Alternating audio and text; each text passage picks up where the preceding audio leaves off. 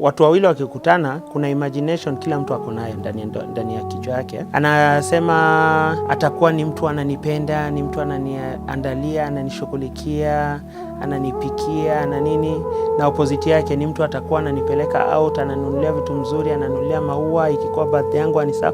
Yani kuna imagination huwa iko ndani ya kichwa kila mtu. Alafu katika hiyo process ni process ya kwanza. Alafu inakuja ni process ya pili, tena sio imagination, ni ukweli. Senye unaoa unakuja kwanza na imagination yako, mnaketi mnaanza kuishi. Baada ya muda mnakutana, huyu alikuwa kumbe ndio ni mzuri katika kitu fulani, lakini sio mzuri katika kitu fulani.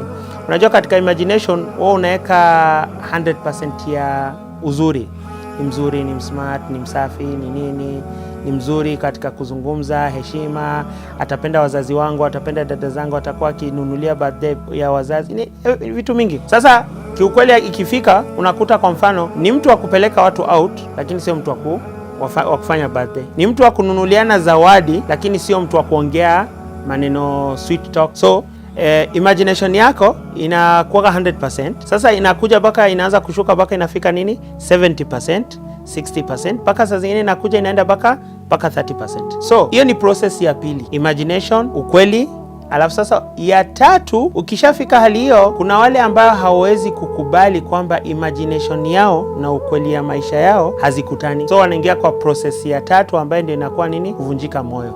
So wengi katika ndoa zao wanabaki katika hii process ya pili ya kuvunjika moyo, kwamba senye ameingia katika hiyo nini, ametoka imagination akakuja kwa ukweli, akakutana na reality, anaona kwamba haijakutana, anafanya nini, anasema hii sio kitu ndio nilikuwa nataka. So unaanza kukuta anakuwa na stress, ana mawazo, hana furaha katika ndoa, anakuwa cold na mwenzake, vitu kama hizo. So hiyo wengi huwa wanakwama hapo kwa sababu yeye hataki kukubali kwamba reality ya kila binadamu ni kwamba hakuna binadamu ako kamili. So kama hakuna binadamu ako kamili, mimi siko kamili, yeye pia lazima asikuwe kamili, kwa sababu kama wewe uko kamili ndio unaweza dai mwenzako lazima akwe nini, ako kamili. So Sheikh Sule, wengi tunakuta kwamba wakishakwama kwa hapo, ima ndoa inakuwa ni baridi, watu wanaishi wawili lakini hawapendani, story sio za kimke na mume nini, unakuta tu ni kwamba huyu ameleta, amepika chakula, huyu na amenunua, yani zile tu general responsibility ndani ya ndoa. Sasa ima wanafika hiyo, ama sasa wanaenda mahali baka wanaamua sisi tuachane.